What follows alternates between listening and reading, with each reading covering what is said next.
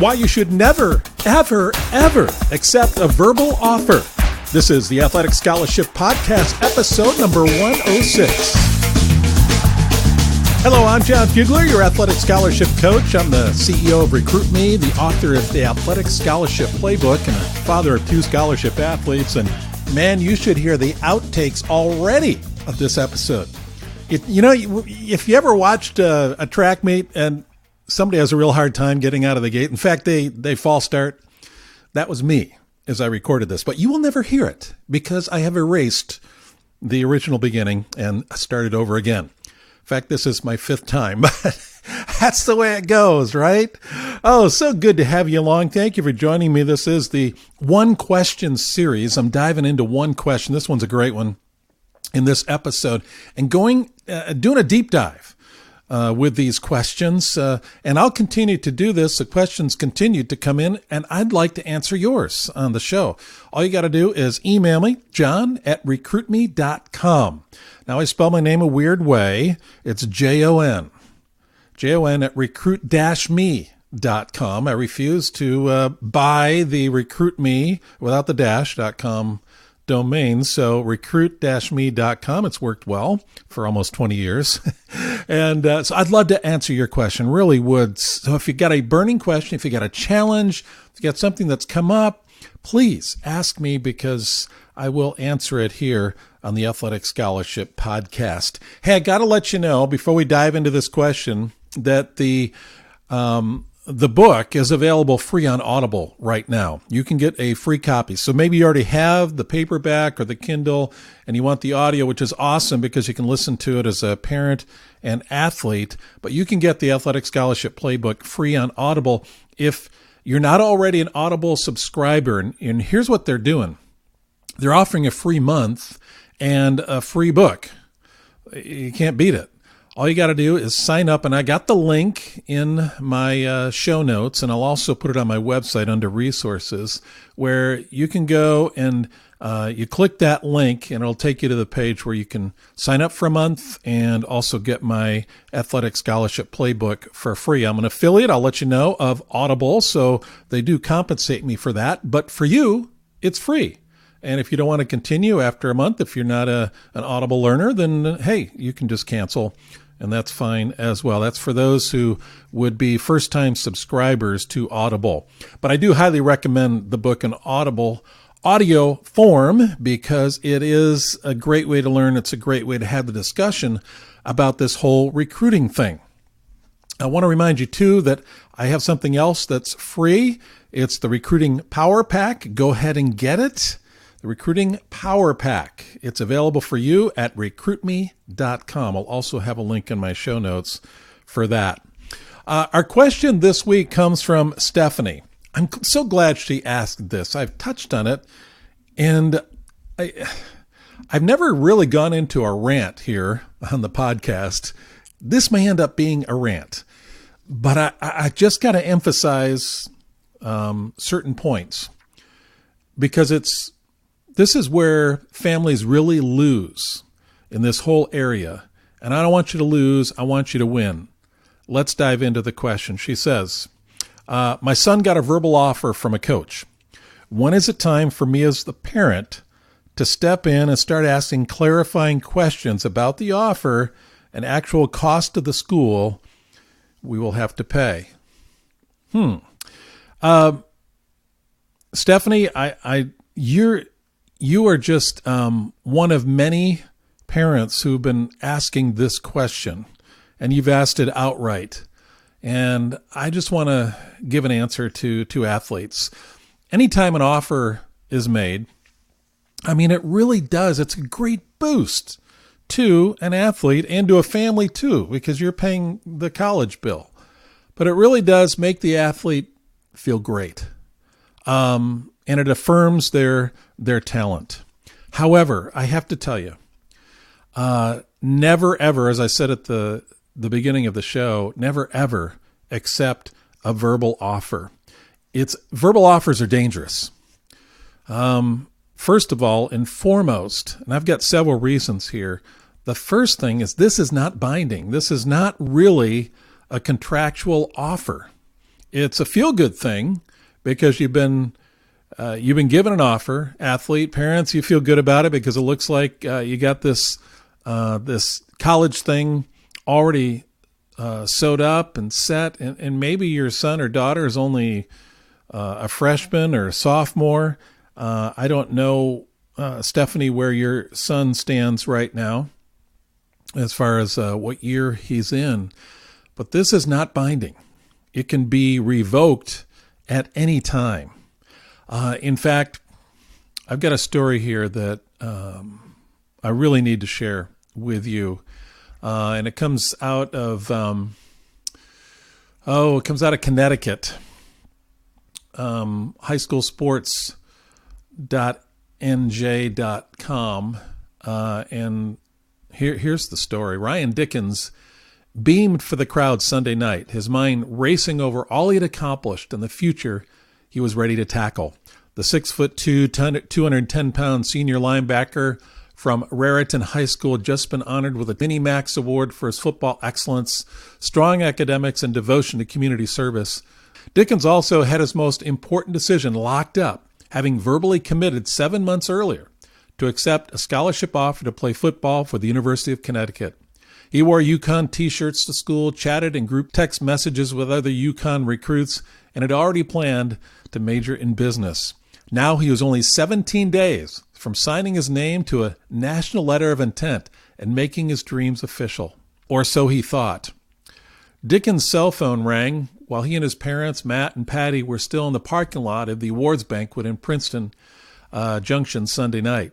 UConn coach Randy Edsall was on the other end. Ryan Dickens excitedly answered the phone, but in an instant, his world was shattered. Edsall was calling to tell Dickens the unthinkable. The school no longer had a scholarship for him. And the next thing you hear is Ryan's saying, "You're kidding, right?" Patty Dickens said. And then he put the phone on speaker, and Edsall said, "No, Rye, we just decided we're going to go in another direction. We don't have a spot for you." The phone call destroyed 7 months of meticulous planning by Dickens and served as another reminder of the world of college football recruiting. And they used the word cutthroat. I share that story because it's true, and it highlights the fact that verbal offers are not binding. It is that written offer, the written offer is binding. You sign it, and then you are really in. Other reasons why you get a verbal offer, and I urge you not to accept it. Another reason is that it closes doors for better offers. You have closed the door. You made the decision that I'm going to go to this school, or my son or daughter is going to go to this school. Well, if you've made that decision, other schools aren't going to make offers. You pretty much said this is it. And you may get better offers elsewhere. Stephanie, you said that the coach offered him a 50% scholarship. That's I didn't read that in the opening here. And maybe there are other offers that are much better than that. Another reason that you shouldn't accept a verbal offer is that if a coach leaves that school, you lose. Maybe the coach will make that offer where he or she goes next. Maybe the coach has been fired and they're not going anywhere. But, man, the chances of that offer being followed through on, you just don't know. You just don't know. And then in this case, where we found out with Ryan, another reason is that a coach can merely change his or her mind. There's nothing binding with that offer. This is a dangerous situation when you accept a verbal offer. And I know how tempting it is because we hear from other parents, or we read about, hey, so-and-so, he's in 8th grade and he's committed to Duke or, he's committed to Indiana or wherever it might be.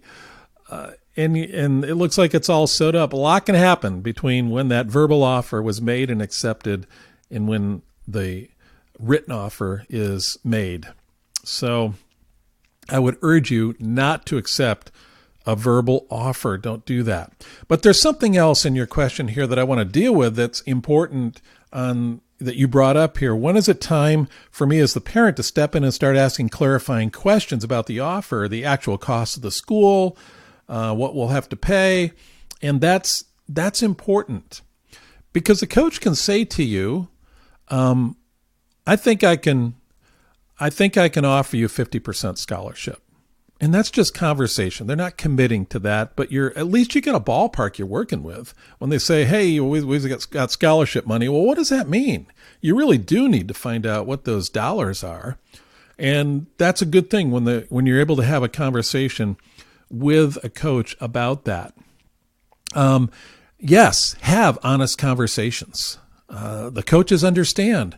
When they said, hey, I'm interested in your son, I think there may be some scholarship money available. I mean, you can't, out of the gate, you don't want to say, well, how much? You don't want to start talking money right out of the gate. You really have to earn the right to do that. Get to know the coach, find out more about the program, find out more about the coach, see what the interest level really is. But at some point, it is not wrong for you to bring up the money issue if the coach hasn't. For you to say, will you be offering an official visit to my son? That's important. That shows the next level of commitment. But you kind of have to do the dance with these coaches, and everyone is different. And that's why you can learn their personality as you continue the conversation. You can't just have